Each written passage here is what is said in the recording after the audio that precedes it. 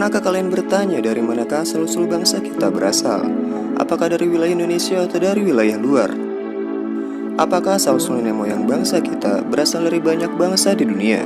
Untuk menjawab pertanyaan itu, paling tidak kita perlu membedah 4 teori mengenai asal-usul nenek moyang bangsa Indonesia. Apa aja sih teori-teorinya? Yang pertama, teori Yunan. Perlu kalian catat guys, Yunan berbeda dengan Yunani ya. Yunan merupakan wilayah di Cina bagian selatan. Jadi jangan sampai salah guys. Menurut teori Yunan, nenek moyang bangsa Indonesia berasal dari daerah Yunan. Wilayah ini diduga merupakan asal-usul manusia modern di Asia Tenggara. Tokoh-tokoh yang mendukung teori ini antara lain adalah Robert von Hennegelder, Johann Hendrik Caspar Kern, J.R. Foster, J.R. Logan, Sangkot Marzuki, dan Muhammad Ali. Dasar yang memperkuat teori ini yaitu adanya kesamaan hasil kebudayaan berupa kapak. Kapak tua yang ditemukan di Nusantara ternyata memiliki kesamaan dengan kapak tua yang ditemukan di wilayah Asia Tengah. Selain itu, menurut teori ini, sebaran nenek moyang bangsa Indonesia terbagi menjadi 2 gelombang.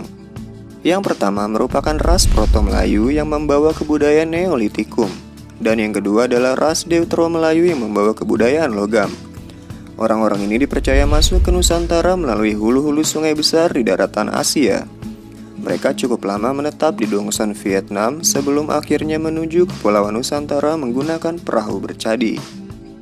By the way, teori ini juga mengatakan bahwa bangsa Indonesia berasal dari satu daerah yang menggunakan bahasa Champa, atau bahasa yang kini dipakai di daerah Kamboja. Karena ditemukan banyak kesamaan antara bahasa Melayu yang ada di Indonesia dan bahasa Champa. Di antaranya adalah kesamaan istilah geografis, istilah binatang, dan nama alat perang kuno yang pernah digunakan. Teori Nusantara. Teori ini mengatakan bahwa bangsa kita berasal dari wilayah Nusantara itu sendiri guys. Teori ini didukung oleh Muhammad Yamin, Goris Kraf, Sultan Takdir Ali Syahbana, dan J. Crawford. Terus apa yang menjadi dasar dari teori ini? Menurut teori ini, bangsa Melayu merupakan bangsa yang telah memiliki peradaban yang tinggi. Pandangan ini didasari oleh hipotesis bahwa bangsa Melayu sudah melalui proses perkembangan budaya yang sangat panjang. Kesimpulannya, bangsa Melayu berasal dan berkembang di Nusantara, bukan dari luar wilayah Nusantara. By the way, kalian masih ingat gak pembahasan episode sebelumnya mengenai manusia purba Indonesia? Tentang penemuan fosil Homo soloensis dan Homo wajakensis.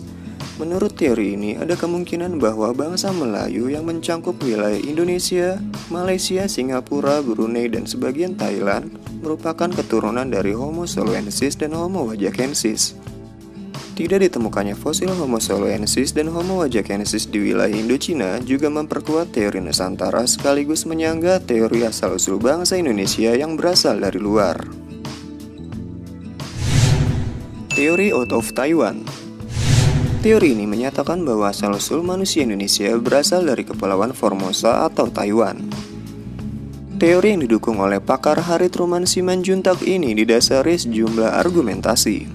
Pertama, menurut teori ini tidak adanya pola genetika yang sama antara kromosom manusia Indonesia dengan manusia yang berada di dataran Tiongkok. Pendekatan genetika adalah penelusuran asal-usul manusia berdasarkan dengan penelitian kromosom maupun DNA-nya. Dari hasil penelitian tahun 2018 terhadap 3.700 orang Indonesia dari 35 etnis berbeda, terungkap bahwa orang-orang Indonesia memang memiliki kecocokan genetika dengan bangsa Austronesia. Secara harfiah, Austronesia artinya Kepulauan Selatan. Yang dimaksud dengan bangsa Austronesia adalah mencangkup etnis-etnis yang berada di Taiwan, sebagian Asia Tenggara hingga Kepulauan Pasifik. Berdasarkan teori out of Taiwan, migrasi leluhur dari Taiwan tiba lebih dulu di Filipina bagian utara sekitar tahun 4500 hingga 3000 sebelum Masehi. Selanjutnya hingga tahun 2000 sebelum Masehi, manusia yang mendiami Filipina melakukan migrasi lagi dengan tujuan Kalimantan, Sulawesi, dan Maluku Utara. Kemudian terus menyebar ke Pulau Jawa, Sumatera, Nusa Tenggara, Papua bagian barat, Oseania, bahkan hingga ke Madagaskar. Dasar lain dari teori ini adalah dengan pendekatan linguistik atau pendekatan bahasa. Bahasa yang digunakan dan berkembang di wilayah Nusantara adalah bahasa yang merupakan rumpun bahasa Austronesia.